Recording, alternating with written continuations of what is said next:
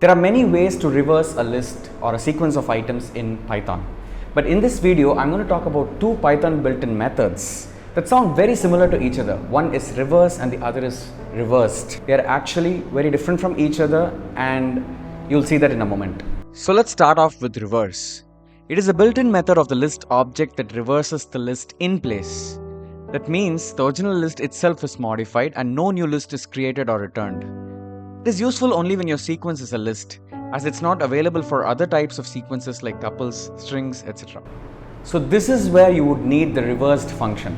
It is a standalone built-in function in Python that can operate on any sequence like lists, tuples, strings. The point to note here is that it does not modify the original list, but rather returns an iterated object, and on iterating the object you will get the elements in the reverse order. You can load the entire reverse sequence by, say, passing it to the list function in this case. But iterating using the iterator object would be more memory efficient, as it doesn't load the entire list in the memory, but rather generates the elements in the reverse order on the fly. Here's an example of the reverse function operating on a tuple, tackling easily one of the shortcomings of reverse method, which only works for lists. Although performance difference might be negligible, reverse is faster than reversed, as it reverses the list in place and is also memory efficient as it does not create a new list.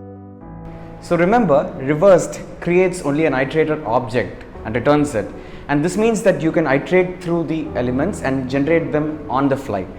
Whereas if you convert the iterator object to a list, then you'll be taking up additional space and memory because you're now creating an entire new list in memory.